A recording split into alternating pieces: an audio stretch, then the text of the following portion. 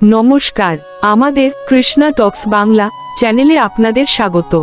আজ আমরা জীবনের এক পরম সত্যের সন্ধান করব, যা আমাদের অস্তিত্বের মূল উদ্দেশ্যকে বসন্তের মতো উদ্ভাসিত করে তোলে। আমাদের আজকের আলোচনার শিরোনাম, মধুর বসন্ত এসেছে, মধুর মিলন ঘটাতে। আজকের ভাবনা, বসন্তকাল প্রকৃতিতে এক বিপুল আনন্দ, প্রাচুর্য এবং রঙের বার্তা নিয়ে আসে। জীর্ণতা ঝেড়ে ফেলে গাছে গাছে আসে নতুন পাতা, ফোটে কুসুম। এই পরিবর্তন কেবল ঋতুচক্রের নয়, এটি জীবনের এক আধ্যাত্মিক ইঙ্গিত। ঠিক তেমনি আমাদের এই মানব জনম বা মানব জীবন ও আধ্যাত্মিক যাত্রার এক বিশেষ, দুর্লভ বসন্তকাল। এই সময়কালে ঈশ্বর আমাদের সেই সুযোগ দেন, যখন জীবাত্মার সঙ্গে পরমাত্মার সেই মধুর মিলন এর প্রস্তুতি নেওয়া যায়। আমরা এই মানব বসন্তকালে আছি বলেই জীবনের প্রেম, আনন্দ ও রঙের গুরুত্ব বুঝতে পারি। কিন্তু এই প্রেম যদি শুধু ক্ষণস্থায়ী জাগতিক সুখে আসক্ত হয়ে না যায়, যদি তা সেই চিরন্তন আনন্দের উৎস শ্রীভগবানের দিকে ধাবিত হয়, তবেই আমাদের জীবন এই বসন্তের সার্থকতা লাভ করে। এই বসন্ত ক্ষণস্থায়ী মোহের বসন্ত নয়, বরং এটি হলো আত্ম অনুসন্ধান, জ্ঞান এবং আত্মসমর্পণের পবিত্র ঋতু। এই বসন্তের প্রতিটি ক্ষণ অমূল্য, তাই একে সচেতনভাবে কাজে লাগানোই আমাদের প্রধান এবং একমাত্র কর্তব্য হওয়া উচিত। মানব জনমের দুর্লভতা ও ৮৪ লক্ষ জনের তাৎপর্য নিয়ে গভীর আলোচনা করব। প্রিয় দর্শক, আমরা আলোচনাকে আরও গভীরে নিয়ে যাব মানব জীবনের এই বসন্তকালের দুর্লভতা নিয়ে। আমাদের প্রাচীন শাস্ত্র, যেমন পুরাণ, বেদ এবং উপনিষদ, বারবার স্মরণ করিয়ে দেয় যে এই জীবাত্মা লক্ষ লক্ষ যোনি পরিভ্রমণ করে, অর্থাৎ বহু রকমের কষ্টকর জীবনচক্র, জন্ম মৃত্যুর বেদনা পার হয়ে তবেই এই শ্রেষ্ঠ মানব জনম লাভ করতে পারে। সনাতন ধর্মে এই ৮৪ লক্ষ প্রকার জীবনচক্রের মধ্যে ভ্রমণ করার পরেই এই জীবাত্মা মানব দেহ পায়। এই মানব দেহ লাভ করা কেবল একটি দৈহিক রূপান্তর নয়, এটি হলো বিবেক, বুদ্ধি এবং আত্ম অনুসন্ধানের ক্ষমতা নামক পরম ঐশ্বর্যের অধিকারী হওয়া। এই বৈশিষ্ট্যই মানুষকে অন্যান্য প্রাণী থেকে আলাদা করে, যাদের জীবন কেবল ক্ষুধা, ভয় বা প্রজননের দ্বারা চালিত। তারা কর্মফল সৃষ্টি করতে পারে না, কেবল ভোগ করে। কিন্তু মানুষের মধ্যে এই বিবেক নামক বিশেষ ক্ষমতা থাকে, যার দ্বারা সে এই চক্র থেকে মুক্তির পথ খুঁজে নিতে পারে। মানব জীবন এই পৃথিবীর এক বিশেষ বসন্তকাল। বসন্তে যেমন ফুলের কুঁড়ি ফোটে, তেমনি মানব জীবনেই জ্ঞানের ফুল ফোটার, অর্থাৎ সেই পরম ব্রহ্মকে উপলব্ধি করার সুযোগ থাকে। যদি আমরা এই বহুমূল্য জ্ঞান ও বুদ্ধি থাকা সত্ত্বেও জীবনের এই ক্ষণস্থায়ী বসন্তকালকে কেবল জাগতিক লোভ বা মোহের পিছনে নষ্ট করি, তবে এই দুর্লভ সুযোগের চেয়ে বড় অপচয় আর কি হতে পারে? এই বসন্তকালকে অবহেলা করা মানে ফুল ফোটার আগেই ঘুমিয়ে থাকা বা বছরের পর বছর সুপ্ত থাকা। মানব জীবনের উদ্দেশ্যই হল জন্ম মৃত্যুর সেই ৮৪ লক্ষ যোনির চক্র থেকে চিরতরে মুক্তি খুঁজে নেওয়া। এই মুক্তি একমাত্র মানব জনমের বসন্তেই সম্ভব। এই সুযোগটি একবার হাতছাড়া হলে পুনরায় এই দুর্লভ জনম লাভ করা যে কত কঠিন, তা আমাদের শাস্ত্রের ৮৪ লক্ষ যোনির ধারণা থেকে স্পষ্ট। আমাদের বুঝতে হবে, এই মানব জনম, এই বসন্ত বারবার আসে না। তাই এই বসন্তের মূল লক্ষ্য হওয়া উচিত সেই পরমাত্মার সঙ্গে মধুর মিলন। মহাভারতের প্রেক্ষাপট, যক্ষের প্রশ্ন, মায়া এবং স্থির বুদ্ধির প্রয়োজনীয়তা। আমরা এই ক্ষণস্থায়ী জীবনের মূল্য বুঝতে মহাভারতের বনপর্বে যক্ষ ও যুধিষ্ঠিরের সেই কালজয়ী কথোপকথনের গভীরে প্রবেশ করি, যেখানে ধর্মপুত্র যুধিষ্ঠির এক জলাশয়ের কাছে এসে যক্ষের দ্বারা জিজ্ঞাসিত হন। যক্ষের বিভিন্ন প্রশ্নের মধ্যে একটি ছিল, পৃথিবীর সবচেয়ে আশ্চর্য জিনিস কি? যুধিষ্ঠির উত্তর দেন, যা আমাদের মানব জীবনের মায়ার স্বরূপ তুলে ধরে। শ্লোক: অহন্যহনি ভূতানি গচ্ছন্তম মন্দিরম শেষা স্থিরত্বমিচ্ছন্তি কিমাশ্চর্যমত পরম। অর্থাৎ এই শ্লোকটি মানব জীবনের বসন্তের ক্ষণস্থায়ী প্রকৃতির বিরুদ্ধে মানুষের অন্ধ মায়ার আসক্তি তুলে ধরে। যুধিষ্ঠির বলছেন, প্রতিদিন অসংখ্য প্রাণী মৃত্যুর মুখে চলে যাচ্ছে, তবুও যারা অবশিষ্ট থাকে তারা চিরকাল এখানে থাকার ইচ্ছা করে। এর চেয়ে বড় আশ্চর্যের আর কি হতে পারে? এইটাই হলো জীবনের সবচেয়ে বড় মায়া। মানুষ জানে যে একদিন তাকে চলে যেতে হবে, তবুও সে তার সমগ্র শক্তি ক্ষণস্থায়ী সম্পদ, সম্পর্ক বা লোভের পেছনে ব্যয় করে। এই মায়ার আসক্তির ফলেই মানুষ এই জীবনকে, এই বসন্তকালকে চিরস্থায়ী ভেবে ক্ষণস্থায়ী বস্তুতেই মধুর মিলন খোঁজে, যা তাকে বন্ধনে আবদ্ধ করে। সে ভুলে যায় যে এই পার্থিব প্রেম বা সুখ ক্ষণস্থায়ী, কিন্তু স্থির বুদ্ধিই আমাদের মায়া থেকে মুক্ত করে সেই অমর এবং ধ্রুব সত্যের দিকে এগিয়ে যেতে সাহায্য করে। মানব জনমের বসন্তেই সেই স্থির বুদ্ধি অর্জনের সুযোগ থাকে। এই অমর সত্যই আমাদের বসন্তের স্রষ্টা, এবং তারই সঙ্গে যুক্ত হওয়া আমাদের এই বসন্তের সবচেয়ে বড় কর্তব্য। আমাদের বুঝতে হবে মৃত্যু সত্য এবং অবধারিত। তাই বুদ্ধিমান ব্যক্তি সেই মায়ার বন্ধন ছিন্ন করে ভগবানের প্রতি স্থিরভাবে প্রেম নিবেদন করেন। শ্রীমদ্ভগবদ্গীতার শিক্ষা, জ্ঞান, ভক্তি এবং রুক্ষ মিলন। ভগবান শ্রীকৃষ্ণ আমাদের সেই পথ দেখিয়েছেন যেখানে আবেগ নয়, জ্ঞান ও ভক্তির প্রধান চালিকা শক্তি। এই মানব বসন্তে প্রেমের প্রয়োজন আছে, কিন্তু সেই প্রেম হতে হবে ইন্দ্রিয় চালিত নয়, বরং বুদ্ধি ও আত্মার দ্বারা নির্দেশিত। শ্রীমদ্ভগবদ্গীতার 7ম অধ্যায়ের 19 নম্বর শ্লোকে তিনি সেই দুর্লভ জ্ঞানী ভক্তের কথা বলেছেন। শ্লোক: বহুনাং জন্ম নামন্তে জ্ঞানবান মাং প্রপদ্যতে, বাসুদেব সর্বমিতি সমহাত্মা সুদুর্লভ। শ্রীমদ্ভগবদ্গীতা অর্থাৎ শ্রীকৃষ্ণ বলছেন, বহু জন্মের পর যিনি জ্ঞান লাভ করেন তিনি বাসুদেবই সবকিছু, এই সত্য উপলব্ধি করে আমার শরণাপন্ন হন। সেই মহাত্মা অত্যন্ত দুর্লভ। এই জ্ঞানী ভক্ত বহু জন্ম ধরে বিভিন্ন সাধনা ও কর্মের পথ ধরে চলার পরে এই চূড়ান্ত উপলব্ধিতে পৌঁছান। এই জ্ঞানী আমাদের এই মানব জনমের বসন্তকে সার্থক করে। যখন আমরা এই বসন্তের ফুল, রং, আনন্দ সবকিছুতেই সেই পরম পুরুষ, সেই বাসুদেবের প্রকাশ দেখি, তখনই সেই মধুর মিলন পূর্ণতা পায়। এই প্রেমই আমাদের 84 লক্ষ যোনির বন্ধন ছিন্ন করে। এই উপলব্ধিই হল সেই চূড়ান্ত মিলন, যা আমাদের চিরন্তন বসন্তের স্বাদ এনে দেয়। তাই শ্রীকৃষ্ণ গীতার 6ষ্ঠ অধ্যায়ের 28 নম্বর শ্লোকে বলেছেন। শ্লোক: যুঞ্জন্যেবং সদাত্তান যোগী বিগত কলমশ, সুখেন ব্রহ্মসং স্পর্শম অত্যন্তং সুখশ্রুতে। এই শ্লোকের অত্যন্তং সুখশ্রুতে বা চরম আনন্দ এর ধারণাই হলো আমাদের বসন্তকালের মধুর মিলন। যখন যোগী মনকে সংযত করে পাপমুক্ত হন, তখনই সেই পরম ব্রহ্মের সঙ্গে মিলন ঘটে। আমাদের এই বসন্তের প্রতিটি দিনকে মন সংযত করার সুযোগ হিসেবে কাজে লাগাতে হবে। কেবল জাগতিক মোহে আসক্ত না হয়ে বিবেক ও জ্ঞানকে কাজে লাগিয়ে আমাদের পরমাত্মার সঙ্গে যুক্ত হওয়ার জন্য প্রস্তুত হতে হবে। এটাই হলো মানব জীবনের সর্বোচ্চ সার্থকতা। সুপ্ত মনকে জাগরিত করার চূড়ান্ত আহ্বান ও কাব্যিক। প্রিয় দর্শক, এই মানব জনমের বসন্ত অন্যান্য প্রাণীদের কাছে এক সুপ্ত অধ্যায়, কারণ তাদের জ্ঞান নেই। কিন্তু আমাদের জন্য এই দুর্লভ মানব বসন্ত এখন আর সুপ্ত থাকার সময় নয়, এখন আমাদের সার্থক হওয়ার সময়। আসুন আমরা আমাদের ভেতরের সেই সুপ্ত মনকে জিজ্ঞেস করি, কেন তুমি দেখছো না এই মধুর বসন্ত দ্রুত চলে যাচ্ছে? এই সুযোগটি একবার চলে গেলে তা ফিরে পাওয়ার জন্য আবার জন্ম জন্মান্তর অপেক্ষা করতে হতে পারে। এই পবিত্র সুযোগকে কবি তাই হয়তো এমনভাবে বর্ণনা করেছেন। মধুর মহালয়ার সমীরে মধুর মিলন ঘটাতে, কুহুক লেখনী ছুটাইয়ে কুসুম তুলিছে ফুটায়, লিখিছে প্রণয় কাহিনী বিবিধ বরণ ছটাতে। হেরো পুরানো প্রাচীন ধরনী হয়েছে শ্যামল বরণী, যেন যৌবনপ্রবাহ ছুটেছে কালের শাসন টুটাতে। এই মানব জন্মে পুরনো বিরহ হানিছে, নবীন মিলন আনিছে, নবীন শান্তি আইল নবীন জীবন ফুটাতে। এই পুরনো বিরহ হলো সেই 84 লক্ষ যোনির কষ্ট, আর এই মানব জনমের বসন্ত বা নবীন মিলন হলো সেই বিরহকে দূর করে পরমাত্মার সঙ্গে যুক্ত হওয়ার সুগম রাস্তা।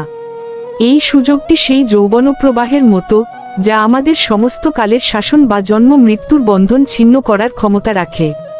সুতরাং হে সুপ্ত মন, এই নবীন জীবন পাওয়ার সুযোগটিকে অবহেলা করো না। বুদ্ধি ও প্রেমের মাধ্যমে শ্রীভগবানের শরণাপন্ন হয়ে এই মানব জনমের বসন্তকে সার্থক ও চিরন্তন করে তোলো। আমাদের আজকের এই গভীর আলোচনাটির পূর্ণাঙ্গ রূপ, যেখানে আমরা কর্ম, জ্ঞান ও ভক্তির ত্রিবেণী সঙ্গমের মাধ্যমে মানব জনমের বসন্তকে কিভাবে কাজে লাগানো যায় সেই বিষয়ে আরও বিস্তারিত জানলাম। আমাদের এই গভীর আলোচনা যদি আপনার জীবনে সামান্যতম শান্তি ও পথনির্দেশ এনে দেয়, তবে অবশ্যই লাইক, কমেন্ট ও সাবস্ক্রাইব করে আমাদের সঙ্গে থাকুন।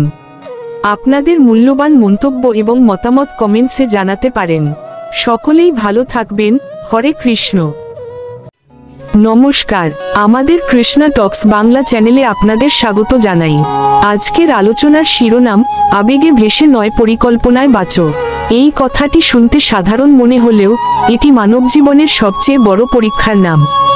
আমরা জীবনের প্রতিটি ধাপে আবেগ আর পরিকল্পনার এক দ্বন্দ্বে ভুগি। একদিকে থাকে ক্ষণস্থায়ী আবেগ, যা আমাদের তাৎক্ষণিক সুখ বা দুঃখের দিকে চালিত করে।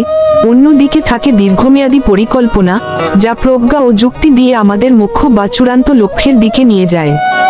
শাস্ত্রের শিক্ষা হল, আবেগ ক্ষণস্থায়ী, কিন্তু জীবনের মূল লক্ষ্য অর্জনের জন্য প্রয়োজন স্থির বুদ্ধি, সূক্ষ্ম পরিকল্পনা এবং ভগবানের প্রতি নির্ভরতা। আমাদের জীবন কখনোই আবেগের ঢেউয়ে ভাসার জন্য নয়, বরং এটি একটি সুপরিকল্পিত যাত্রা, যেখানে প্রতিটি পদক্ষেপ চিন্তাভাবনা করে ফেলতে হয়। কারণ আবেগ আমাদের মায়ার বন্ধনে আবদ্ধ করে, আর সুচিন্তিত পরিকল্পনা আমাদের মুক্তি ও আনন্দের পথে চালিত করে। আলোচনার শুরুতেই আমরা শ্রীমদ্ভগবদ্গীতার সেই মৌলিক ধারণার শরণাপন্ন হই, যেখানে ভগবান শ্রীকৃষ্ণ বুদ্ধির ঊর্ধ্বে মনকে এবং মনের ঊর্ধ্বে আত্মাকে স্থাপন করার কথা বলেন।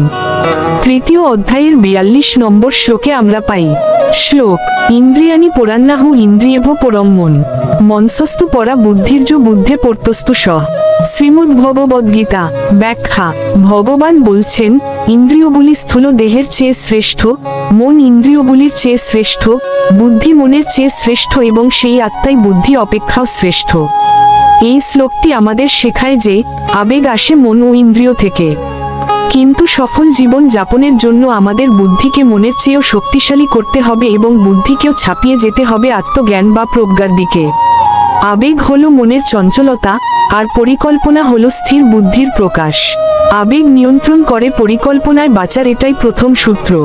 মহাভারত ও গীতার প্রেক্ষাপটে মানব জীবনে আবেগ ও পরিকল্পনার সবচেয়ে বড় উদাহরণ আমরা পাই মহাভারতে।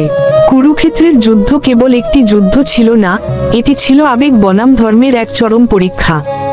ধৃতরাষ্ট্র তার পুত্রের প্রতি অন্ধ আবেগে ভেসে গিয়েছিলেন, যা সমস্ত বিনাশের মূল কারণ হয়েছিল। অন্যদিকে যুধিষ্ঠির এবং স্বয়ং শ্রীকৃষ্ণ বারবার প্রজ্ঞা ও পরিকল্পনাকে প্রাধান্য দিয়েছিলেন। শ্রীকৃষ্ণ অর্জুনকে বারবার আবেগের ঊর্ধ্বে উঠে কর্তব্য পালনের নির্দেশ দিয়েছেন। যুদ্ধ শুরু হওয়ার আগে অর্জুন যখন তার আত্মীয় স্বজনদের দেখে মোহের আবেগে বিহ্বল হয়ে পড়েছিলেন, তখন ভগবান শ্রীকৃষ্ণ তাকে এই আবেগ থেকে মুক্ত করে পরিকল্পনামূলক কর্মযোগের পথ দেখান। শ্রীমদ্ভগবদ্গীতার দ্বিতীয় অধ্যায়ের 38 নম্বর শ্লোকে ভগবান কর্তব্য পালনের বিষয়ে স্পষ্ট নির্দেশনা দিচ্ছেন। শ্লোক, সুখ দুঃখে সমে কৃতা লাভালাভং জয়াজয়ও, তত যুদ্ধায় যুজ্যস্য নৈবং পাপম অবাপসসি। শ্রীমদ্ভগবদ্গীতা ব্যাখ্যা। শ্রীকৃষ্ণ বলছেন, সুখ দুঃখ, লাভ ক্ষতি ও জয় পরাজয়কে সমান জ্ঞান করে তারপর যুদ্ধের জন্য প্রস্তুত হও। এইভাবে কর্ম করলে তুমি কোনো পাপের ভাগী হবে না। এই উপদেশটি কেবল যুদ্ধের জন্য নয়, জীবনের প্রতিটি কর্মের জন্য প্রযোজ্য। যুদ্ধ মানে এখানে জীবনের প্রতিকূলতা, পরিকল্পনা মানে আবেগের তাড়নায় সুখ বা দুঃখকে বড় করে না দেখে ফলাফল যাই হোক না কেন সমভাবে কর্তব্য করে যাওয়া। যখন আমরা লাভ ক্ষতিকে সমানভাবে দেখতে শিখি, তখনই আমরা আবেগের দাসত্ব থেকে মুক্ত হয়ে সুচিন্তিত পরিকল্পনার পথে অগ্রসর হতে পারি। এটিই হলো অনাস্ত কর্মযোগের ভিত্তি। বেদ ও পুরাণের দৃষ্টিতে পরিকল্পনামূলক জীবন। আমাদের সনাতন ধর্মীয় গ্রন্থগুলি, বেদ এবং পুরাণ, আমাদের জীবনের লক্ষ্য এবং সেই লক্ষ্যে পৌঁছানোর জন্য সুনির্দিষ্ট পরিকল্পনার নির্দেশনা দেয়। বেদ আমাদের ধর্ম, অর্থ, কাম ও মোক্ষ এই চতুর্বর্গ ফল লাভের কথা বলে। মোক্ষ অর্থাৎ চূড়ান্ত মুক্তি কখনোই কোনো আবেগ বা তাৎক্ষণিক ইচ্ছার ফল হতে পারে না। এটি জীবনব্যাপী সুপরিকল্পিত সাধন ও কর্মের ফল। শ্রীমদ্ভাগবতের মতো পুরাণগুলি আমাদের সেই সুপরিকল্পিত জীবনের পথে চলার শিক্ষা দেয়। ভাগবতে ভক্ত প্রহ্লাদের জীবন আমাদের শেখায় যে কিভাবে তিনি চরম প্রতিকূলতার মধ্যেও তার ভক্তির পরিকল্পনা থেকে বিচ্যুত হননি। তার পিতা হিরণ্যকশিপু বারবার তাকে আবেগবশত ভয় দেখিয়েছেন, কিন্তু প্রহ্লাদ স্থির বুদ্ধিতে তার ভক্তির পথ ধরে রেখেছিলেন। শ্রীমদ্ভগবদ্গীতার তৃতীয় অধ্যায়ের 9 নম্বর শ্লোকে কর্ম করার মূল উদ্দেশ্য তুলে ধরা হয়েছে। শ্লোক, অয়েগার্থাৎ কর্মন্যত্র লোকয়ং কর্মবন্ধন, তদর্থং কর্ম কৌন্তেয় মুক্তসঙ্গ সমাচর। শ্রীমদ্ভগবদ্গীতা ব্যাখ্যা। ভগবান বলছেন, যজ্ঞের জন্য কর্ম করা আবশ্যক। এই যজ্ঞ ছাড়া অন্য সব কর্মই এই জগৎকে বন্ধন করে। সেই কারণে হে কুন্তিনন্দন, তুমি ফলাস্তি ত্যাগ করে সেই যজ্ঞের জন্য কর্ম করো।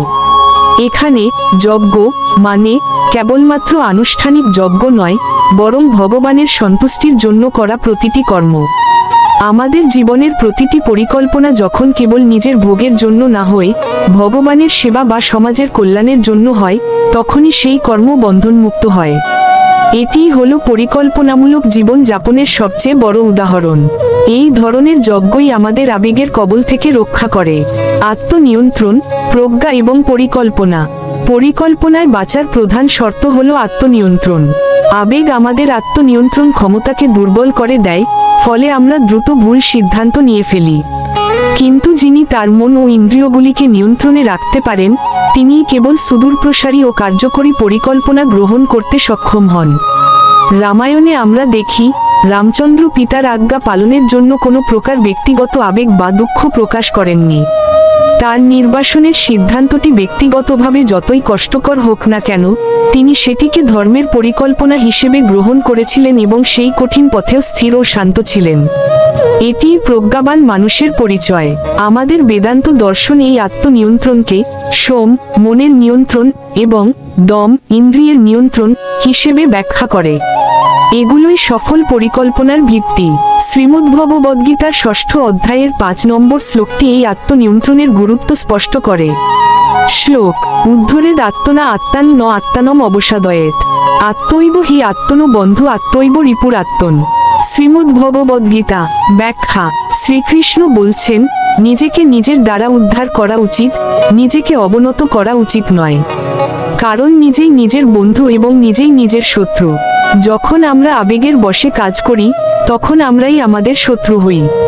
কিন্তু যখন আমরা প্রজ্ঞা ও স্থির বুদ্ধি দিয়ে পরিকল্পনা করি, তখন আমরাই আমাদের বন্ধু হয়ে উঠি। এই আত্মনির্ভরতা এবং আত্মনিয়ন্ত্রণই হলো সমস্ত আধ্যাত্মিক ও জাগতিক সফলতার চাবিকাঠি। সমাপ্তি অংশ।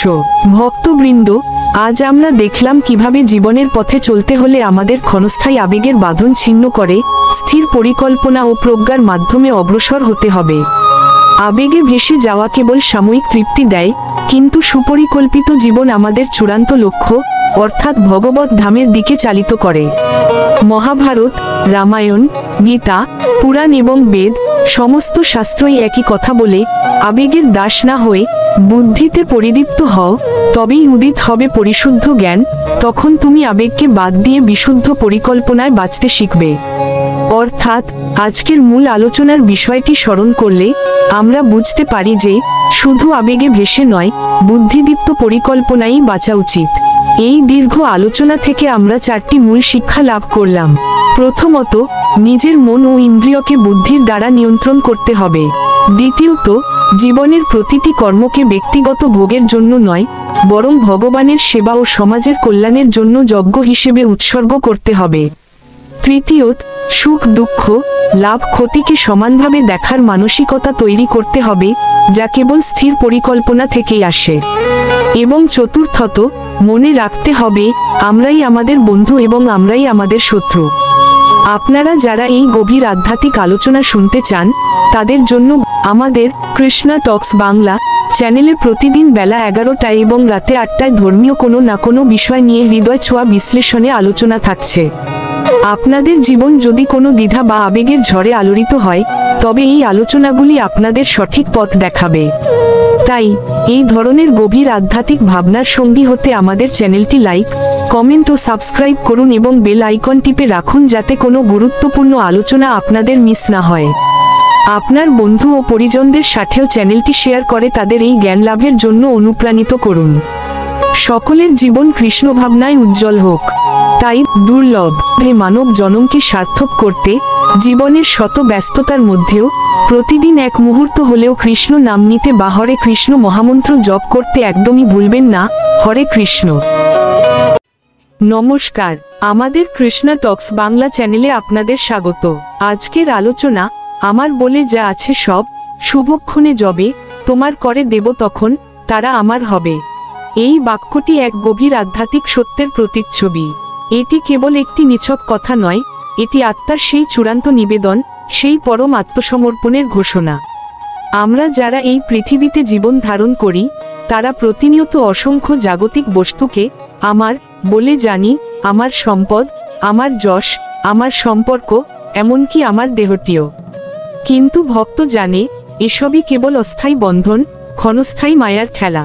আমাদের সমস্ত অর্জন, সমস্ত কর্মের ফল, যা আমরা আমার বলে জানি, তা যখন সেই চিরশুভ ক্ষণে, অর্থাৎ আমাদের দেহত্যাগের চরম মুহূর্তে ভগবান শ্রীকৃষ্ণের পাদপদ্মে নিঃস্বার্থভাবে অর্পণ করে দিয়ে যাওয়া হয়, তখনই সেই ত্যাগের ফলস্বরূপ আমরা ভগবত ধামে প্রবেশ করে অনন্ত অসীম সুখ লাভ করি।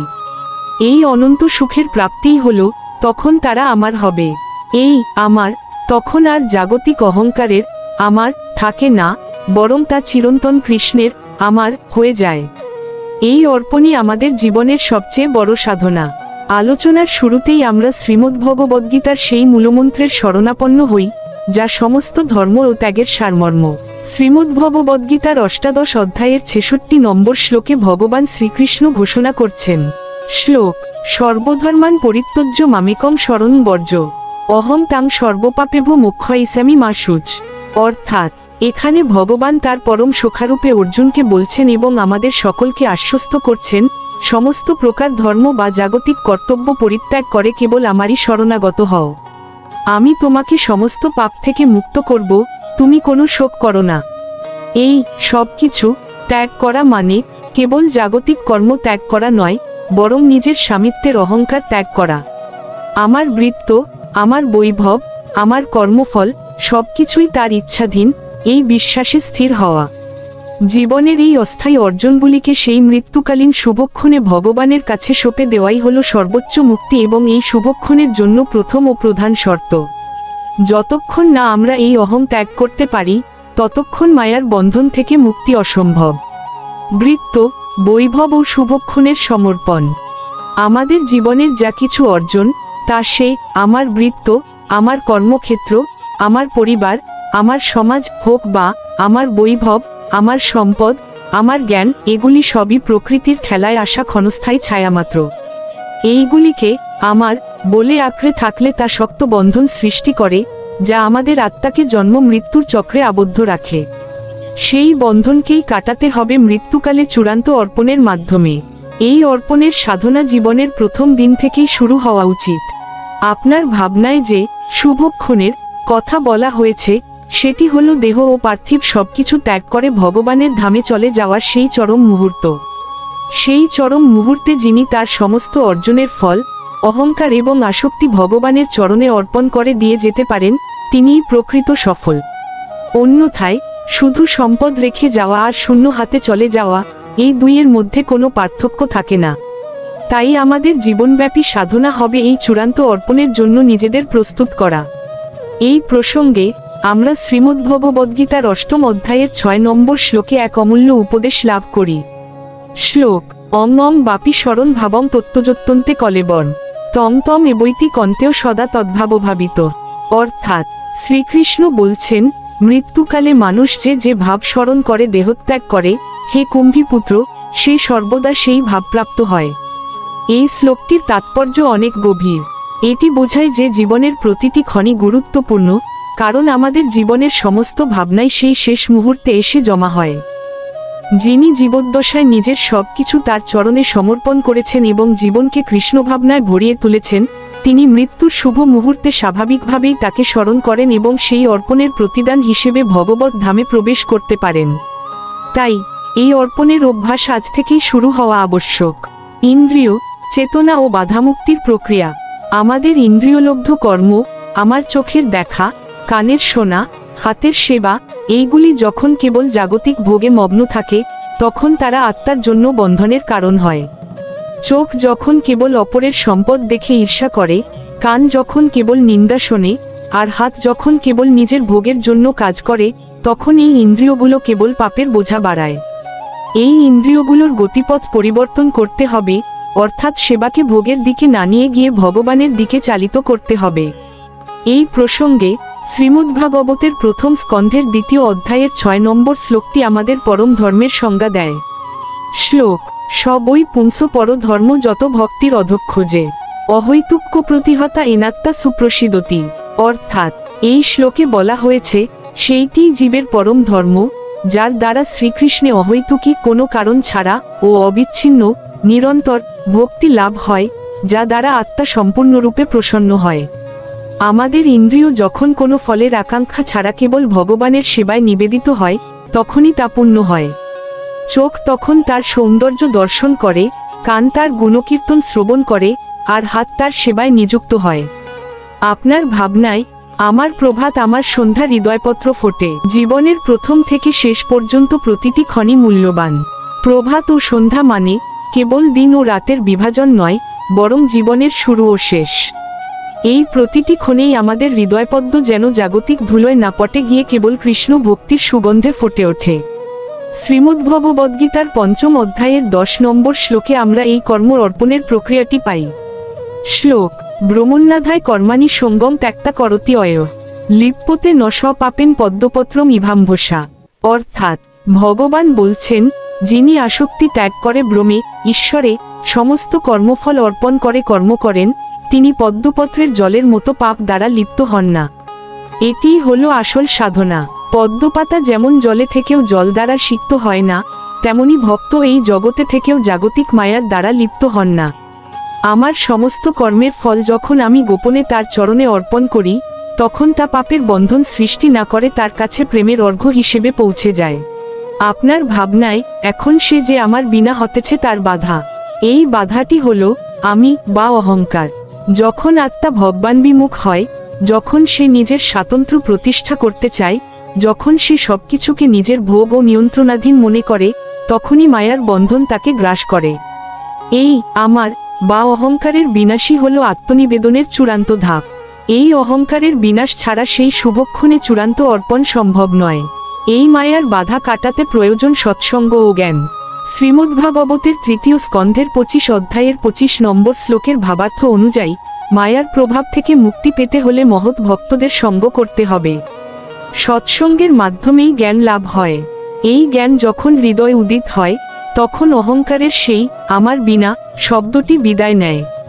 তখন ভক্ত বুঝতে পারে, আমি তার এবং তিনিই আমার একমাত্র আশ্রয়। আলোচনার চূড়ান্ত লক্ষ্যটি হল, বাজবে যখন তোমার সুরে সাধা। পরম ভক্তের জীবন একটি বীণার মতো, যা সম্পূর্ণরূপে ভগবানের হাতে সমর্পিত, তারই সুরে সুরযুক্ত। ভক্তের প্রতিটি চিন্তা, প্রতিটি কর্ম, প্রতিটি উচ্চারণ সেই পরমেশ্বরের ইচ্ছায় নিয়ন্ত্রিত হয়। এই বীণা যখন সম্পূর্ণভাবে তার সুরে সাধা হয়, তখনই ভক্ত মায়ার বাঁধন ছিন্ন করে মুক্ত হতে পারে। শ্রীমদ্ভগবদ্গীতার ৬ষ্ঠ অধ্যায়ের ৩০ নম্বর শ্লোকে আমরা এই পরম যোগীর দর্শন পাই। শ্লোক: যো মাং পশ্যতি সর্বত্র সর্বং চ ময়ি পশ্যতি তস্যাহং ন প্রণশ্যামি সচ মে ন প্রণশ্যতি। অর্থাৎ ভগবান শ্রীকৃষ্ণ বলছেন, যিনি আমাকে সর্বভূতে দেখেন এবং সর্বভূতকে আমাতে দেখেন, আমি তার দৃষ্টির অগোচর হই না এবং তিনিও আমার দৃষ্টির অগোচর হন না। এই চূড়ান্ত অর্পণের মাধ্যমেই অস্থায়ী আমার গুলো চিরন্তন তোমার হয়ে যায়। এই জ্ঞানই হলো সেই প্রেমের সেতু, যা আত্মা ও পরমাত্মাকে যুক্ত করে।